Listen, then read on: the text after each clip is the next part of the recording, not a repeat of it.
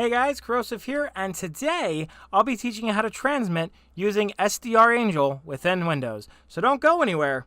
You're watching Signals Everywhere.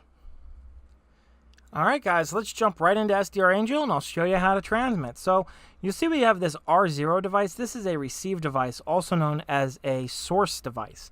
We actually need to go into our device sets and add a sync device set.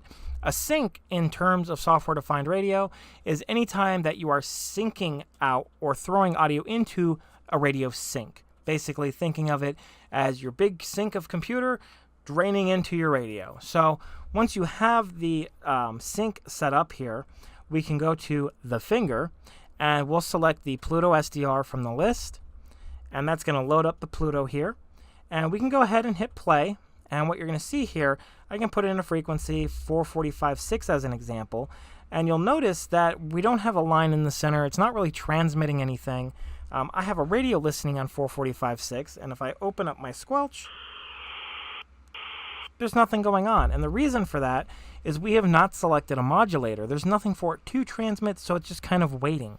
So what we need to do here is select what kind of modulator we want. Because I'll be receiving with my radio, I'm going to go for an NFM modulator. I'm going to hit plus. And when I do this, you'll hear the radio kicks on a receive. And I don't know if you could hear that or not, but if you look, the little red light's blinking. We are receiving a signal.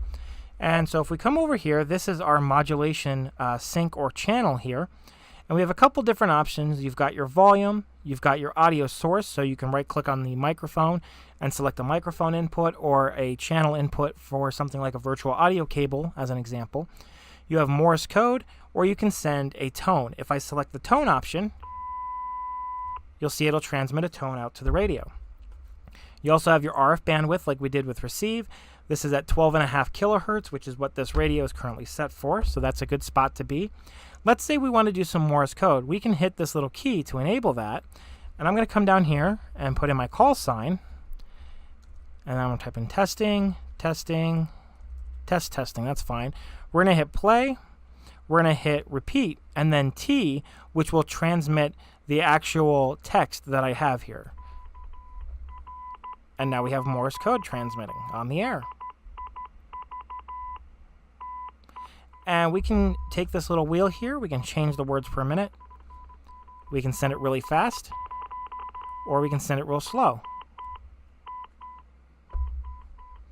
If I deselect that, it'll stop transmitting that Morse code. So it's pretty simple to send that out. We also have things like sideband and AM if you want to send out a sideband or AM signal, as well as an FM modulator, wide FM, so you could do like broadcast radio transmissions with this. Of course, keeping in mind you want to be transmitting on frequencies and bands that you are licensed to operate in. And essentially that's all we need to do for transmit. Another thing you might find interesting here is the CTCSS. We can transmit coded squelch tones. So if I turn this on, that's at 67 hertz.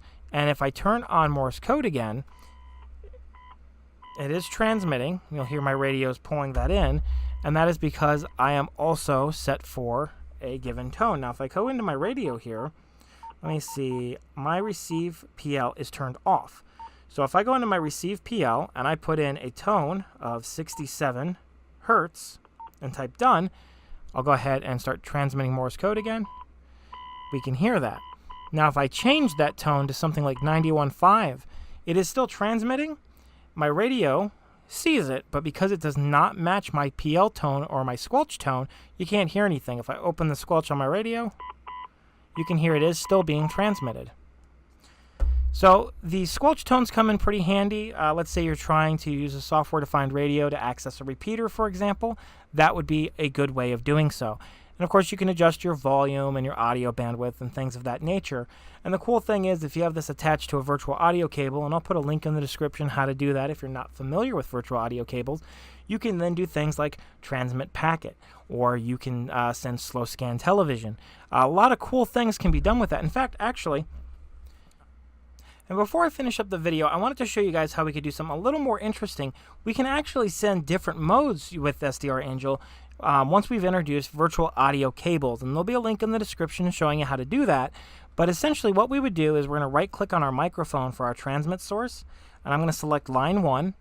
We're then going to hit the microphone button, so any audio that's picked up on line 1 will be transmitted with the Pluto. I'm going to turn my audio up just a little bit. I have, for slow scan, we're actually going to use a 25 kilohertz wide signal, and I've updated that in my radio already as well. We also need to increase our audio bandwidth. I'm going to use about 18K. And so once we've done that, we can go up to MMSS TV. I'm going to be using Robot 36. And if we go into our options under Setup, I'm going to go to Miscellaneous and make sure that the output audio is line 1, the same line that we were using as our input for SDRAngel. So once I hit Transmit here, you'll actually hear a slow scan image being transmitted over the radio. And just like that, now you can transmit photos over SDR using SDRAngel. And actually, even with me talking, you could probably start decoding this if you open up this software and start listening to this audio. It's pretty resilient. You'll probably be able to decode a good section of this image. So I'm going to go ahead and turn that off just in case it's annoying you. But there you go. SDRAngel is an amazing piece of software, and if you have any questions or comments regarding what you'd like to see me doing with this software or maybe another SDR with this software, please let me know in the comments below. Don't forget to take a look at my Patreon page. I would love to have your support. Thank you very much to all my current patrons. You guys are there to really make this something that I can do more often for you guys and the community at large. It is great to have you, and I appreciate everything you guys do for me. Keep in mind that all patrons do get early access to all of the videos on the channel, like this one, for example, has been up for probably a good week by the time it is released to the public, if not longer. So with that being said, you guys are amazing, and I will see you all in the next one.